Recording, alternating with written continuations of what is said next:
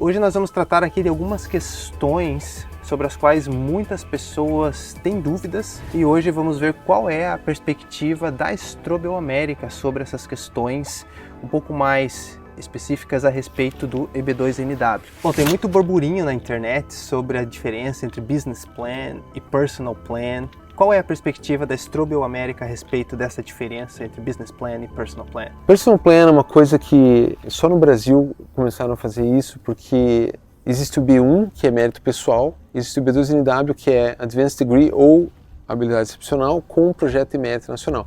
Mas o B1 é mérito pessoal. E eles confundiram tudo isso, porque a habilidade excepcional, que é a segunda categoria do B2, fala um pouco sobre qualidades pessoais. É muito mais fácil você vender para alguém e falar assim, olha, você tem um currículo fantástico, você não precisa falar que você vai empreender, mas depois você não precisa realizar isso. Esse é um conceito meio paradoxal das pessoas aceitarem, né? Você vai propor um business plan que você não vai colocar nenhum dólar. Isso é uma coisa meio maluca para a pessoa aprender.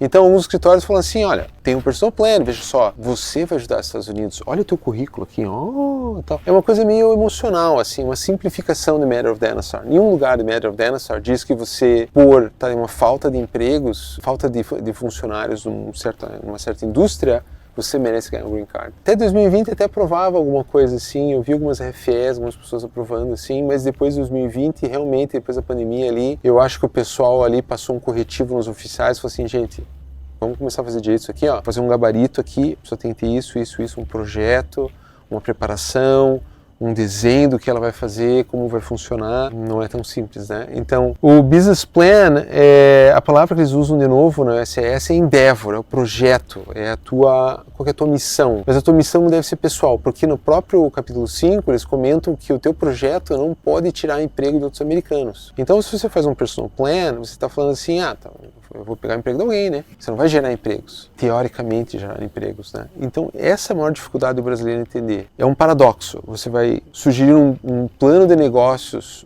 ou um plano de impacto científico, se for o perfil do cientista, né, do acadêmico, que poderá vir a gerar empregos, mas não precisa gerar empregos. Que tem um certo planejamento financeiro, mas você não precisa ter sucesso nesse empreendimento. Aí tem várias diferentes interpretações aí, tem escritórios falando que você precisa realizar o projeto, que você tem que começar desde o começo tentando realizar o projeto, mas assim, o brasileiro médio, ele vai fazer projetos simples, como consultoria, como padaria, como clínica, e essas aí não estão aprovando também, vão aprovar 10% ou 20%, às vezes até um raio cai 2 vezes no mesmo lugar, mas de novo, eu prefiro trabalhar com 90%. Né? O Dr. Jake e eu, como nós temos pessoa jurídica americana, né, a gente não estaria orientando as pessoas de uma maneira que fosse dar ruim para elas, porque senão vai dar ruim para a gente. Nós estamos num país aqui que a lei é muito rápida. Eu acho temerário, assim, alguns escritórios que simplificam muito essa questão do que é mérito nacional, do que é o business plan, inclusive, né?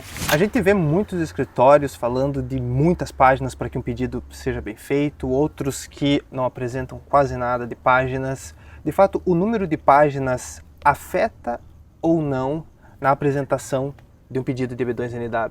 Eu já ouvi isso várias vezes só em canais brasileiros, né? Falarem 1000 páginas, 800 páginas. Existe uma coisa que o Dr. Jake me ensinou que é a obstrução da visão do juiz. Se você coloca muita receita de bolo, muita mandioca, muita linguiça num pedido de 1000 páginas que não tem começo, meio e fim, o oficial pode se irritar e jogar aquilo fora e falar assim, jogar na parede e falar assim, obstrução de visão do adjudicator. Foi um conceito novo para mim, porque no Brasil a gente não tem isso, né? É obstrução de visão, você coloca tanta coisa lá que fica muito confuso de entender. Então, se são 1000 páginas com começo, meio e fim, que tem talvez um livro traduzido ali, que você colocou na íntegra, um livro traduzido do cliente ali e tal, que isso de fato tem peso, né? Beleza. Agora, eu já vi alguns pedidos de 1000 páginas em alguns escritórios, que é um mandioquês. Você olha assim e fala assim, nossa, olha isso aqui, impressionante, 1000 páginas. Mas você começa a ver que é linguiça atrás de linguiça, abrindo várias janelas, que não dão lugar nenhum. Isso é uma escrita latina, floreio,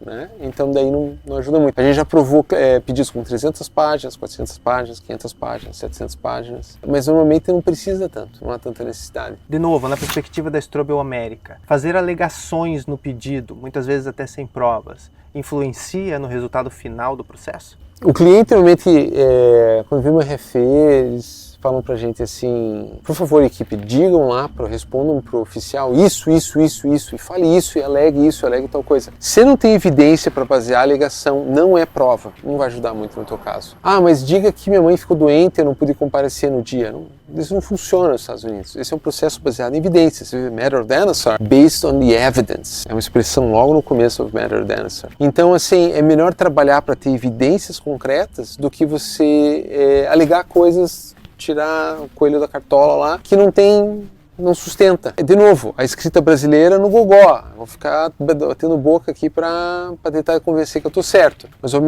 processo americano é baseado em evidências.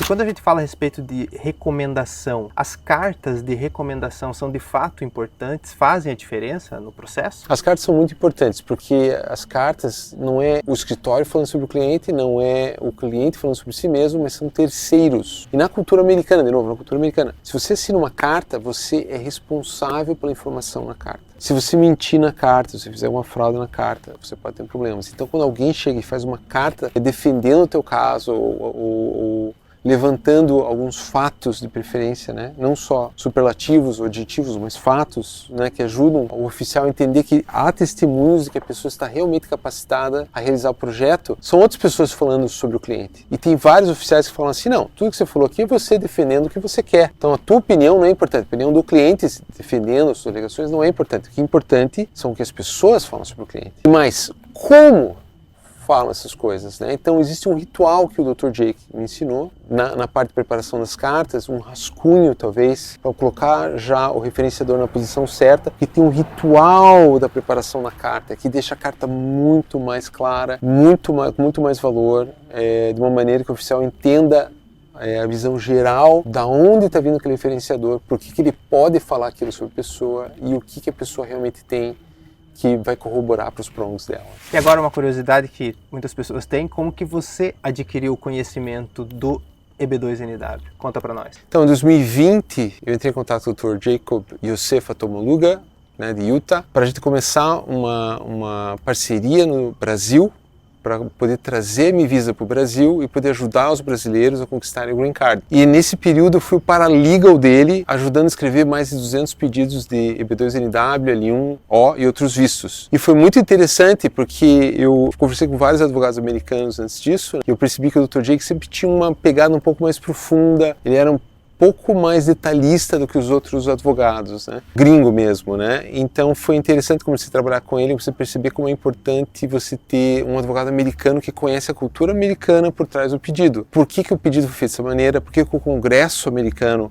decidiu ter essa opção de mérito nacional? Foram 2 anos muito bons, foi muito bacana, né? E daí, quando a gente começou a enviar os pedidos para o USCE, a cada retorno um feedback mais interessante. E a gente foi percebendo também que foi mudando um pouco como o USCE processo visto, né? De tempos em tempos eles apertavam mais alguns botões, né? Então eu acho até um pouco inocente achar que porque você foi aprovado em Personal Plan 2019, você vai ser aprovado em Personal Plan 2024. Então foi uma trajetória muito boa, foi uma trajetória bem bacana mesmo. Perfeito, Gustavo. Além de todas essas respostas que você deu, você tem alguma consideração final, alguma mensagem para passar para o pessoal que quer aplicar ou que está procurando alguém para lhe ajudar no EB2NW? Então, a gente está do lado aqui do muro, né? The wall, it's a beautiful wall. Eu já trabalhei com o mercado de imigração no Canadá, de Portugal, do Uruguai, mas eu nunca vi uma coisa tão louca que é o número de coiotes que tem nessa fronteira. E tem coiote que é os coiotes mexicanos e tem os coiotes que estão querendo lucrar na imigração. Não estou falando aqui, não quero falar de consultor, não quero falar de advogado brasileiro ou americano, porque no frigir dos ovos, né, o advogado americano é quem pode representar. Mas a OAB brasileira já falou que os advogados brasileiros também podem representar brasileiros, por que não? É o direito deles, né? E as leis americanas dizem que advogados americanos de certos estados podem se associar a pessoas não advogadas para fazer parcerias para trabalhar com imigração. Não tem muito mérito ser advogado, eu vejo muita treta assim, ele é advogado, não é advogado, isso não importa. O que importa é ética, trabalho, provas de realização. Então, se você quer evitar cair dentro de um serviço mal feito, né, acabando perdendo muito dinheiro, porque como é um sonho muito grande para todo mundo no mundo, pessoas de vários países, né, é um sonho vir para os Estados Unidos trabalhar, morar nos Estados Unidos. As pessoas ficam muito emocionais, é muito fácil elas caírem em contratos fáceis, assim. Então, assim, o ideal, eu realmente, infelizmente, eu acho que o ideal é ter um advogado americano específico, não no geral. Ah, não, o advogado americano vai te representar.